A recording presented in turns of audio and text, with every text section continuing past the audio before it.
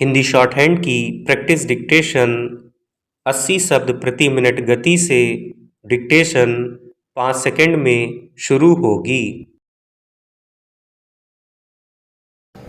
Start. महोदया, अंत में मैं इतना अवश्य कहना चाहूँगा कि गरीबी तो युग युगांतर से हमारे साथ लगी हुई है, बेकारी तो युग युगांतर से हमारे साथ लगी हुई है। उसको समाप्त करने के लिए सभी राजनीतिक दलों को कोशिश करनी चाहिए और अलग अलग होकर नहीं बल्कि इकट्ठा होकर कोशिश करनी चाहिए और उसको समाप्त करना चाहिए, क्योंकि यह गरीबी ही सबसे बड़ा रोग है। इससे सारे रोग और महारोग पैदा होते हैं। इन रोगों को समाप्त करने का सबसे अच्छा तरीका है कि सब जनों को मिलकर इसे रोकना चाहिए। गरीबी कैसे दूर होगी? गरीबी दूर हो गई तो बेकारी दूर होगी, बेकारी दूर होगी तो महामारी दूर होगी।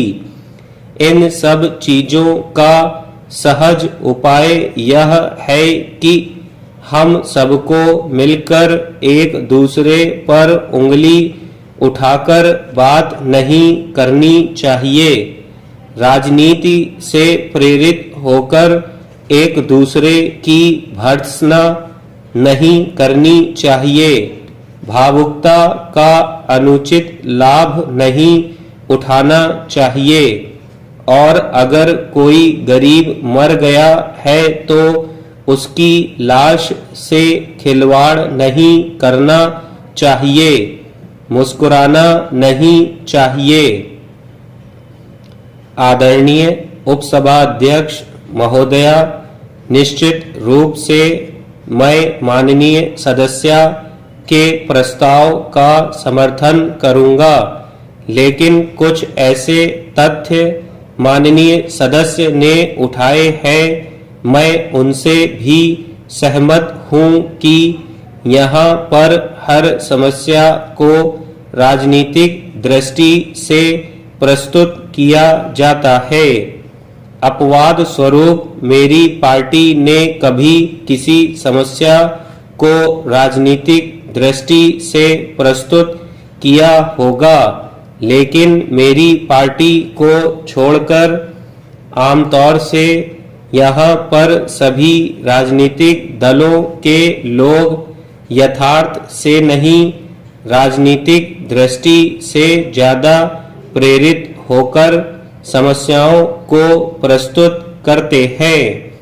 यदि यह बात सही है कि युग युगांतर से गरीबी चली आ रही है, तो इस देश में बड़े लंबे समय से हिंदुओं का राज रहा, मुसलमानों का राज रहा, ईसाइयों का राज रहा, सिखों का राज रहा, लेकिन अनुसूचित जाति और जनजाति के लोगों की स्थिति में कोई परिवर्तन नहीं आया। मैं सब की बात कह रहा हूँ, इसलिए कह रहा हूँ कि यह सब के ऊपर लागू होती है।